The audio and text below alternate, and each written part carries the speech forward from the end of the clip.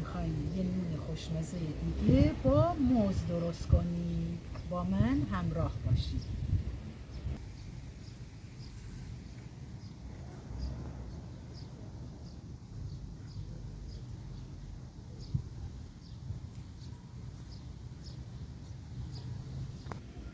برای درست کردن این نون نیاز داریم به 1 عدد موز، 1 لیوان آرد گندم، 1 لیوان آرد برنج، نصف لیوان شکر، 2 قاشق غذاخوری گلاب، 2 عدد تخم مرغ، 1 لیوان شیر، 1 قاشق مرباخوری دارچین، 1 قاشق مرباخوری پودر هل و 1 قاشق مرباخوری بیکینگ پودر.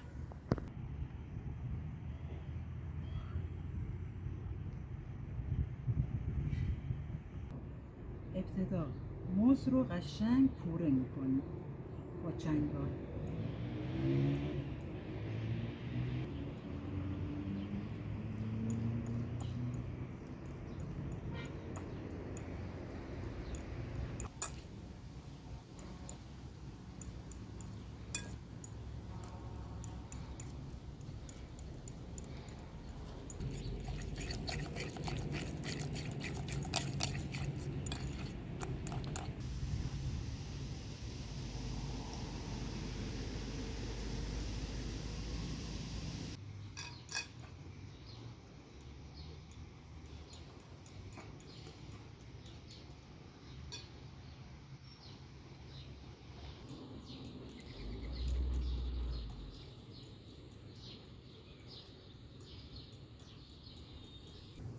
حالا شکرمون اضافه میکنیم.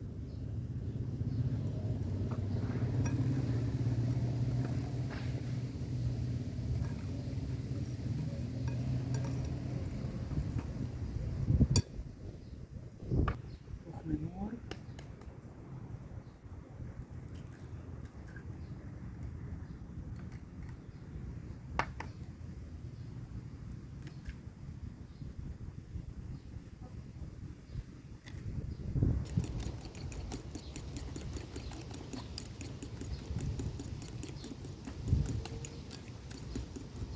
حالا شیر رو اضافه میکنیم.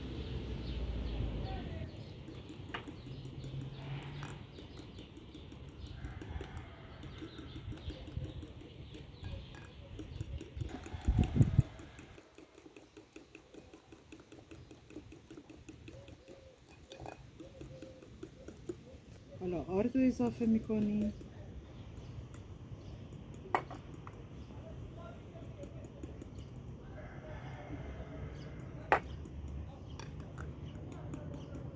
و بیکینگ پودر رو، دارچین و پودر هلو و گلاب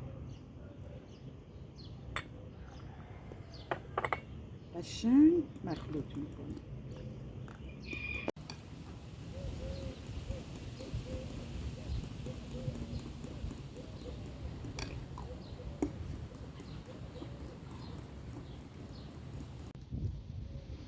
بعد از مخلوط کردن موادمون رو میذاریم تا نیم ساعت استراحت کنه. بعد شروع میکنیم به پختن نونمون.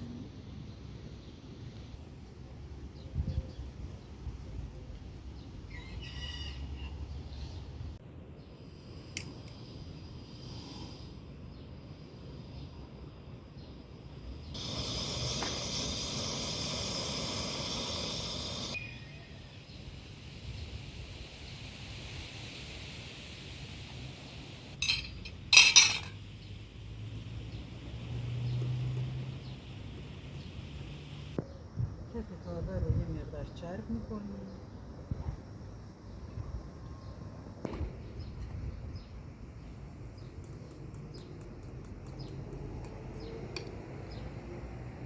بعد موادمون رو میریزیم تا پخته یا سرخ بشه.